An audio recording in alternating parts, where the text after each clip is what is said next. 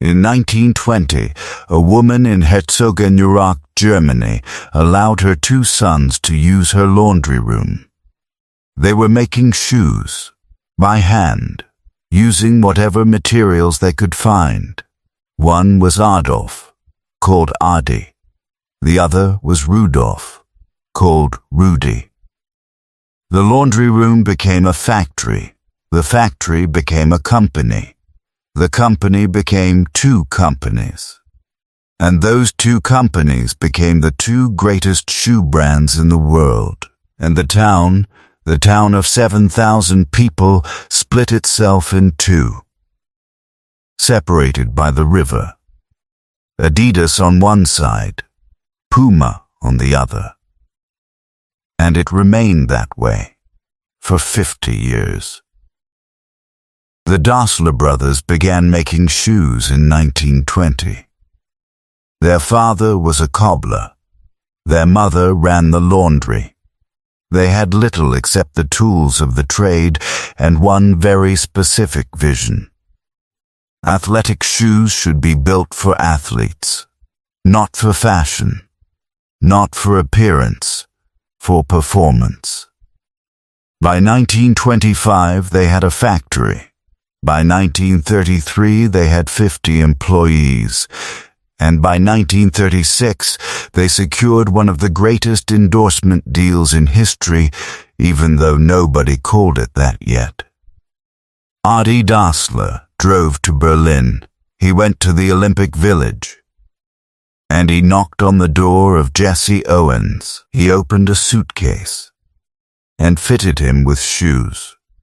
4 gold medals later, the most famous feet in the world were wearing Dassler shoes in Nazi Germany.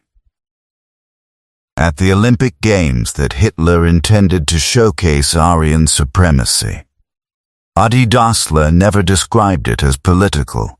He simply said it was the best shoe fitting he ever did. The year was 1943. Allied bombers were targeting Herzogenaurach. Adi and his wife climbed into a shelter. Rudolf and his family arrived soon after.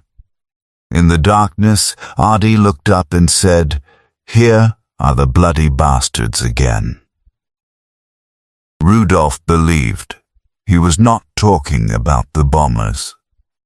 Historians often point to this moment. An ambiguous sentence, spoken in a bomb shelter.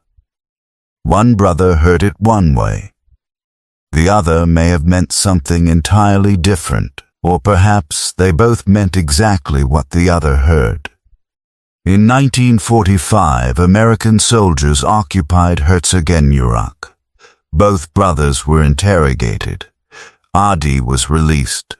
Rudolf was detained as a suspected war criminal, and for the rest of his life, Rudolf believed his brother had informed on him. It was never confirmed. It was never denied. And the 2 brothers never spoke again. Rudolf left. He crossed the Orach River and started a new company. He first called it Ruda, then renamed it Puma. Adi kept the old factory and named his company after himself. Adi Dassler. Adidas, the town chose sides. You were either an Adidas family or a Puma family. You drank in the Adidas bar or the Puma bar, you married within your side, and you were buried within your side. If an Adidas employee's child married someone from Puma, it became a crisis. For 50 years, in a town of only 7,000 people. The argument between the Dassler brothers became part of the Dina of their hometown. A wound inherited by people who had nothing to do with the bomb shelter, the night, or the sentence that started it all. Rudolf Dassler died in 1974. Adi Dassler died in 1978. Both are buried in Herzogenaurach.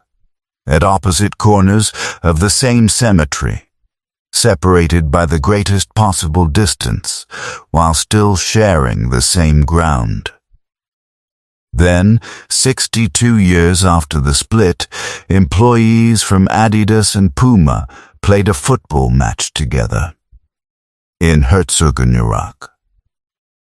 They called it the Peace Match. The two brothers had died long before it happened, but their grandson and no one kept score.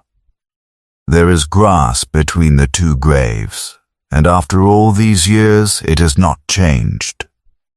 The distance remains exactly the same, but the shoes keep running.